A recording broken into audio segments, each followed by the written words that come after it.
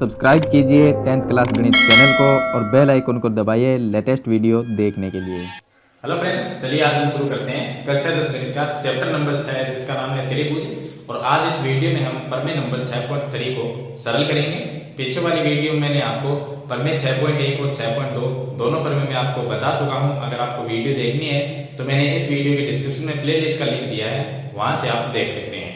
तो चलिए हम शुरू करते हैं प्रमेय नंबर 6.3।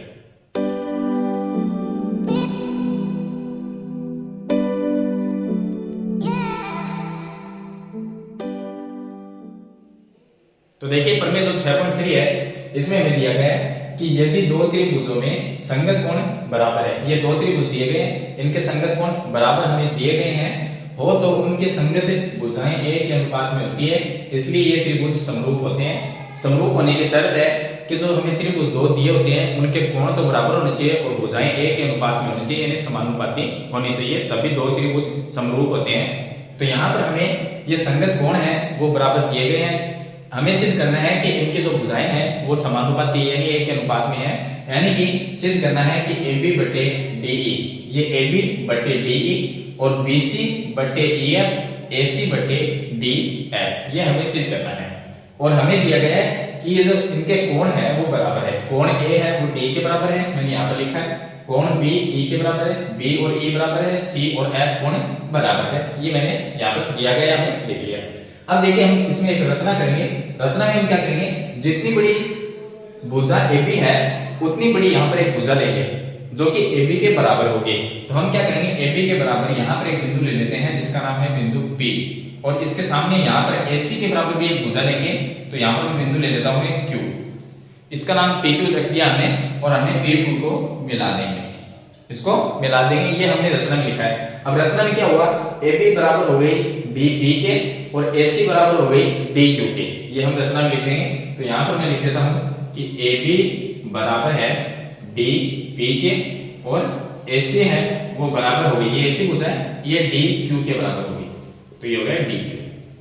अब देखिए रचना में मैंने क्या लिखा कि DE व DF, ये DE और DF, इस पर हमने दो बिंदु लिए, AB व AC के बराबर बिंदु P और Q को काट लिया हमने, यानी AB और AC के बराबर एक बिंदु P लिया और एक बिंदु Q लिया।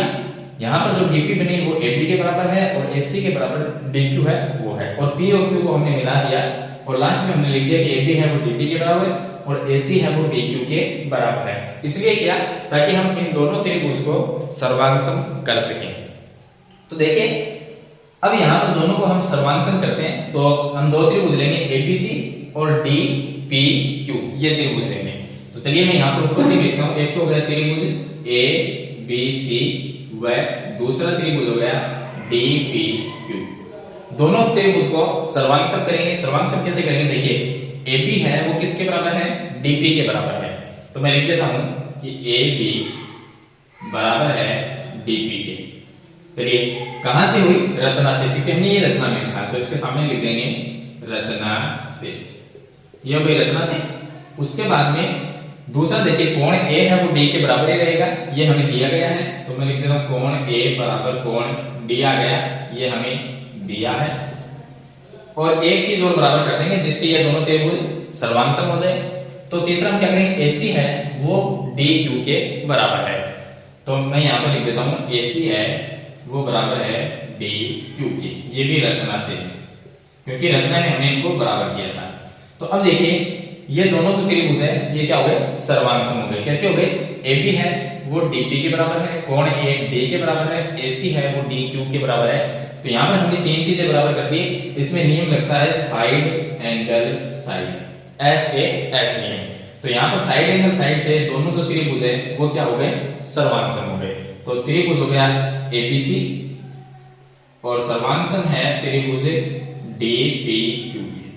अब जब दो त्रिभुज सर्वांगसम हो जाते हैं तो उनके जो संगत भाग है वो भी बराबर होते हैं, संगत कोण है वो भी बराबर होते हैं। तो हम ये लिख सकते हैं कि कोण A जो है वो तो D के बराबर पहले से ही है, कोण B किसके बराबर हो गया, कोण P के बराबर हो गया, और कोण C किसके बराबर हो गया, Q के बराबर हो गया।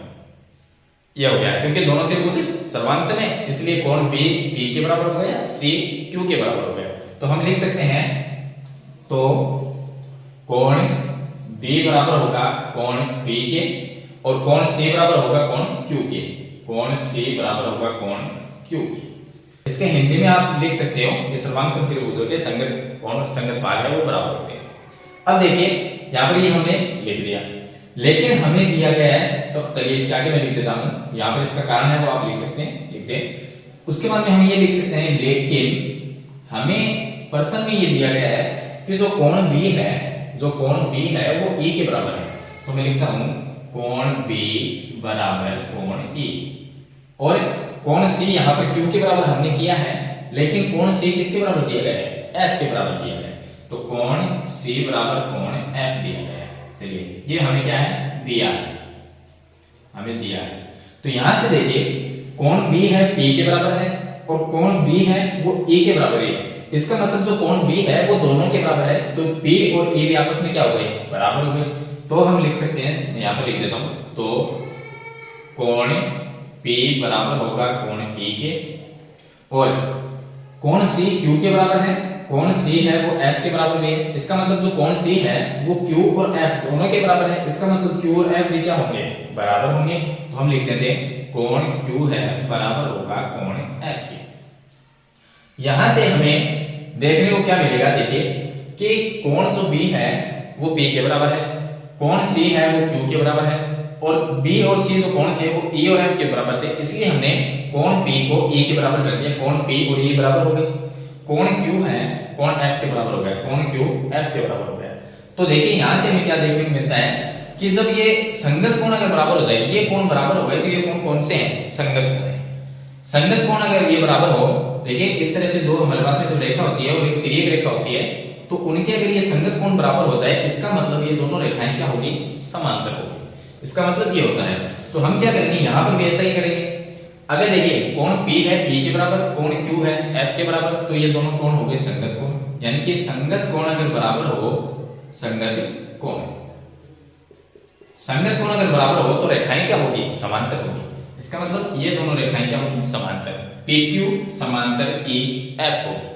तो चलिए, तो PQ समांतर होगी EF। इसका कारण आप ये लिख सकते हो कि अगर संगत कोण बराबर हो तो रेखाएं समांतर होती है। तो ये इसका आप कारण लिख सकते हो। यहाँ पर आगे देखिए, अब ये दोनों रेखाएं समांतर हो गई, तो ये इस त्रिभुज में देखिए DEF, इस त्रिभुज के अंदर अगर मैं एक अलग से त्रिभुज बना देता हूं, मान लीजिए ये त्रिभुज है, मैं आपको ये कहूं कि ये दोनों रेखाएं समांतर है, इसका नाम लिख दिया, कोई भी नाम लिख दो इस त्रिभुज का, ये दोनों रेखाएं समांतर है, तो आप इसमें थेल्स प्रमेय लगा सकते हो, क्योंकि ये दोनों रेखाएं समांतर है। त्रिभुज के अंदर तीसरी भुजा की अगर समांतर खींची गई रेखा वो क्या करती है? त्रिभुज को एक अनुपात में विभाजित करती है, यानी इसके बट्टे में ये आ जाएगी और इसके बट्टे में ये आ जाएगी। हम थेल्स प्रमेय इसमें लगा सकते हैं, यहाँ पर भी ऐसा ही करेंगे। चलिए अब इसमें थेल्स प्रमेय लगा देते हैं। तो थेल्स प्रमेय लगाएंगे तो होगा क्या कि ये दोनों समांतर है, इसलिए dp बटे pe लिख सकते हैं और dq बटे qf लिख सकते हैं थेल्स प्रमेय से। तो इसलिए ये दोनों रेखाएं जब समांतर हो गई तो इसलिए हम लिख सकते हैं dp बटे pe, dp बटे pe और बराबर हम लिख सकते हैं dq बटे qf, dq बटे qf। तो ये हम लिख सकते हैं, कहां से लिखा हमने? थेल्स प्रमेय से, यानी प्रमेय 6.1 से। तो मैं यहां पर लिख देता हूं प्रमेय 6.1 से। हम 6.1 से ये लिख सकते हैं, हमें सिद्ध करना है कि AB बटे DE, BC बटे EF और AC बटे DF, यानी ये दो त्रिभुज समरूप कब होंगे? जब इनके संगत कोण बराबर हो। तो संगत कोण तो हमें बराबर दिए गए और भुजाएं क्या हो? समानुपाती हो।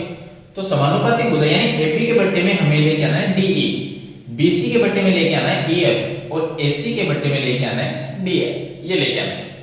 यहां से देखिए dp बटे PE, अब ये तो हो गई dp और ये हो गई PE, हमने इसके बट्टे में आगे बराबर में लिखा है dq बटे qf, ये लिख दिया। तो ये कैसे आएगी? हम देखिए, मैंने यहां पर रचना में ये लिखा था, देखिए कि AB है वो dp के बराबर है और AC है वो dq के बराबर है। इसका मतलब हमें AB और AC ये दो भुजाएं तो हमें मिल गई। dp की जगह हम AB लिख देंगे, ये dp है, इसकी जगह हम AB लिख सकते हैं। चलिए dq की जगह हम AC लिख सकते हैं, ये भी आ जाएगा। लेकिन नीचे PE और QF ये नहीं आना चाहिए। P की जगह आना चाहिए DE और QF की जगह आना चाहिए DF, ये आना चाहिए। यानी कि ये QF है, इसकी जगह ये पूरी भुजा DF आनी चाहिए। हम क्या करेंगे, अगर हमारे पास में छोटी भुजा है, अगर इस भुजा को पूरी लेके आना है तो हम क्या करेंगे, जो हमें ये समीकरण है हमारे पास में, इसको हम पलट देंगे और दोनों पक्षों में 1 जोड़ेंगे, उसके बाद में इसको सरल करेंगे और फिर वापस इसको पलट देंगे, तो हमारे पास में ये पूरी भुजा आ जाएगी। तो इसको पलटना है, हम क्या करेंगे, इसको उल्टा कर देंगे। तो मैं इसको उल्टा करूंगा तो P ऊपर चला गया, ये हो गया P और इसके बट्टे में DP बराबर में DQ बट्टे QF है, तो QF ऊपर चला गया, सॉरी यहाँ पर चलिए इसमें +1 भी जोड़ना है, मैं +1 लिख देता हूँ बराबर, इसको उल्टा करेंगे QF और बट्टे में DQ और इसमें भी +1 जोड़ते हैं, दोनों तरफ एलसीएम लेंगे तो DP 1 की जगह DP चला जाएगा ऊपर, एलसीएम लेंगे तो आएगा क्या, P अपनी जगह रहेगा, आप एलसीएम लेके देखना, प्लस में क्या चला जाएगा, DP चला जाएगा। तो P के प्लस में DP चला गया और बट्टे में एलसीएम क्या आया था, DP आया था, तो मैं यहाँ पर DP लिख देता हूँ और बराबर में यहाँ पर भी ऐसा होगा, QF है वो अपनी जगह रहेगा और इसके प्लस में चला जाएगा DQ और इसके बट्टे में क्या आ गया, DQ है वो एलसीएम में रह गया, ये आ गया PE प्लस DP। देखिए ये PE और DP प्लस PE दोनों को जोड़ेंगे तो DE बनेगी, तो ऊपर वाली की जगह मैं DE लिख सकता हूं। तो चलिए मैं यहां पर लिख देता हूं, इसकी जगह मैंने लिखा DE और बटे में क्या है DP, ये आ गया DP और बराबर में QF प्लस DQ। देखिए QF और DQ इनको प्लस करेंगे तो DF तक भुजा बनेगी, तो यहां पर हम लिख देते हैं DF, ये बन गई और इसके बटे में क्या है DQ। चलिए इसमें थोड़ा सा चेंज कर देंगे, हम DE है वो लेके आ गए, DF है वो लेके आ गए, अब AB और AC लेके आ गए। तो देखिए DP की जगह हम क्या लिख सकते हैं, DP की जगह AB लिख सकते हैं और DQ की जगह हम लिख सकते हैं AC, तो मैं इसकी जगह लिख दूंगा। चलिए मैंने लिखा DE है वो अपनी जगह है और बट्टे में यहां पर मैंने लिख दिया DP की जगह AB लिख दिया बराबर। अब कहां से लिखा है, AB रचना से लिखा है तो इसका आगे हम लिख देंगे। उसके बाद में DF है वो अपनी जगह है DF और इसके बट्टे में DQ की जगह में AC लिख देता हूं, यह है AC। कहां से लिखा, रचना से हमने ऐसा लिखा है। अब मैं इसको पलट देता हूं, तो चलिए मैं इसको पलट दूंगा तो AB ऊपर चला गया, ये आ गया AB और बट्टे में DE बराबर में AC ऊपर चला गया और बट्टे में DF आ गया। यहां पे देखिए कि AB बट्टे DE और AC बट्टे DF तो हम लेके आ गए, यानी जो AB बट्टे DE और AC बट्टे DF ये तो हम लेके आ गए। अब देखिए AB बट्टे DE में जो अनुपात है वही AC बट्टे DF में, लेकिन BC बट्टे EF कैसे आएगा, तो हमें इसमें ज्यादा लिखने की जरूरत नहीं है, हम सिर्फ इतना लिखेंगे कि इसी प्रकार हम सिद्ध कर सकते हैं AB बट्टे DE बराबर BC बट्टे EF, यानी AB बट्टे DE के बराबर में जब हम AC बट्टे DF को सिद्ध कर सकते हैं तो हम ये भी कर सकते हैं कि BC बटे EF ये भी AB बटे DE के बराबर में सिद्ध कर सकते हो। तो आपको लिखना है, सिर्फ आपको ये पूरा करना नहीं है, दोबारा से प्रोसेस नहीं करना, सिर्फ आपको ये लिखना है कि इसी प्रकार AB बटे DE बराबर BC बटे EF ये हम कर सकते हैं।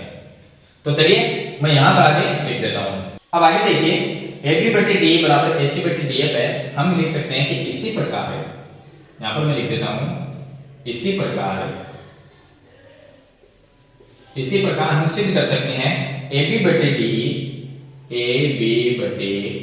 DE बराबर में BC बटे EF, क्योंकि हमारे पास में इन्हीं का तो अनुपात नहीं आया, BC के बटे में EF नहीं आया, तो हम सिद्ध कर सकते हैं BC बटे EF, ये भी हम सिद्ध कर सकते हैं।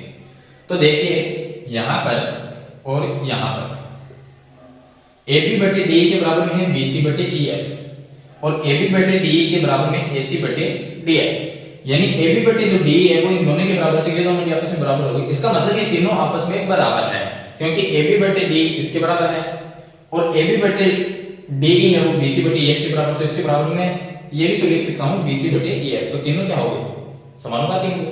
तो चलिए मैं इसके बराबर में तो हम ये लिख सकते हैं कि AB बटे DE बराबर है BC बटे EF के और AB बटे DE AC बटे DF के भी बराबर है, तो इसके बराबर में लिख देंगे AC बटे DF। देखिए हमें कोण बराबर दिए गए थे, इसमें कि संगत कोण बराबर है तो भुजाएं क्या होगी, इसकी भुजाएं हैं वो क्या है, समानुपाती होती है। संगत कोण बराबर हो और भुजाएं समानुपाती होती है तो वो त्रिभुज क्या होते हैं, समरूप होते हैं। तो इसके संगत कोण बराबर दिए गए थे, भुजाओं को हमने समानुपाती यहां पर सिद्ध कर दिया है कि देखिए AB बटे DE का जो अनुपात है वही BC बटे EF का है और वही अनुपात AC बटे DF का है। तो भुजाएं क्या है, समानुपाती है, संगत कोण बराबर है, इसलिए हम दोनों त्रिभुज को क्या कर सकते हैं कि ये दोनों त्रिभुज समरूप त्रिभुज है।